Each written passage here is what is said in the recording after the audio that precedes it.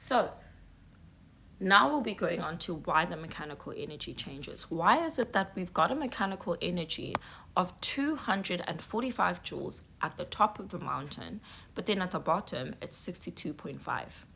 This change in mechanical energy, another way you can state it is by saying mechanical energy is not conserved, meaning mechanical energy does not stay constant. Because if it was constant, it would have been 245 joules initially and 245 joules at the end. But that's not the case. Now we're going to go on to why that is the case. Why did this mechanical energy decrease? Because that's what we see. We see a decrease in mechanical energy there. Okay, now the reason for that is because of what we call non-conservative forces. Think about it. Look at the words. Mechanical energy is not conserved because of non-conservative forces. It means that there are certain forces that do not conserve mechanical energy, that do not allow mechanical energy to remain constant. Now, the definition you guys are supposed to put, right? Whenever you're writing your exams and they ask, what is a non-conservative force? You have to say it's a force for which the work done on an object depends on the path taken. But I want to put it in simple words. It is basically a force that doesn't conserve mechanical energy. It is a force that doesn't allow mechanical energy to remain constant. And those three forces are, or the main three forces you'll see, are friction force, tension force, and applied force. Another one is air friction, right? These forces do not conserve mechanical energy. They do not allow it to stay the same. They will either decrease mechanical energy or they will increase mechanical energy.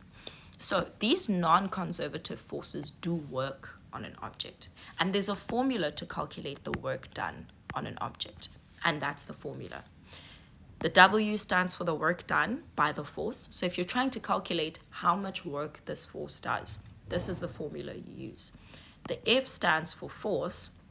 Delta X is the displacement of the object, and we'll still discuss what the angle is for. But what I want you guys to keep in mind, right? The train of thought is we've got mechanical energy, but then suddenly it's not conserved. It's changing. Why is it not conserved? Because of non-conservative forces. Forces that do work on an object. But what does that even mean? If you guys check here, work done is in joules. The SI units for work done by a force is in joules. Because work done is actually the same as energy. So if we say that an object does work, that a force does work on an object, we're basically saying that that force has the ability to add energy or remove energy. So it makes sense, right? If we're saying mechanical energy is not conserved, it could have been 245 joules and 245 joules. But the minute you have a non-conservative force that does work, it adds energy or removes energy, it makes sense why your mechanical energy wouldn't stay as 245, but instead it would then become 62.5 joules. So that decrease in mechanical energy is because some force did work, and that work that it did actually resulted in energy being removed, right? That is what we mean when we say calculate the work done by frictional force. You're basically trying to calculate how much energy that frictional force removes. Or if they say calculate the work done by the applied force, you're basically calculating how much energy that applied force will add or remove from the object. So, continuing with the concept of work done is basically the same as energy. Here's an example. We've got an object where the mechanical energy initial is 50 joules, but the mechanical energy final is 25 joules. Immediately, you guys should be thinking, okay, first thing I see here is that mechanical energy is actually getting decreased by 25 joules. Then you must think, why? What could be the reason? It could be because of non-conservative forces. There are forces that do not conserve mechanical energy. There are forces that are removing mechanical energy from this object. Okay, so Now, what could that force be? Now, the more information they give you, they tell you that the frictional force here is 5 newtons. So that's your clue, right? You're seeing that mechanical energy decreases. Mechanical energy becomes 25 joules. And then you suddenly see there's a non-conservative force, which is friction.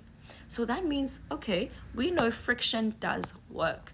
And we can calculate the work done by frictional force by basically taking the frictional force multiplied by the displacement the object moves through, as well as cos theta. And now I'm going to go on to what cos theta is. So we know that friction does work. That work is basically a removal of energy or adding energy. But here we can see what the friction does is that it removes energy. And now we're going to go on to how much energy does it remove. I mean, we can see it's 25 joules, but you have to calculate it, right? So here we can say the work done by friction is 5, because the value of the force itself is 5, multiplied by the displacement, which is 5, multiplied by cos theta. Now, what theta is, every time you guys have to work out cos theta, I want you to do this. Theta is the angle between the motion of the object and the direction that the force is applied. Meaning, which direction does your object move in? To the right. Okay. And then in which direction is your force, specifically your frictional force, because you're trying to calculate the work done by frictional force. So in which direction does your frictional force act? Because you're trying to see what is the angle between that and the motion of the object. Frictional force goes to the left. So if you look at the angle between the motion of your object and your force that you're calculating the work for, it's basically going to be 180. So that's why you'll put cos 180. If you punch into your calculator what cos 180 is, it's a -1.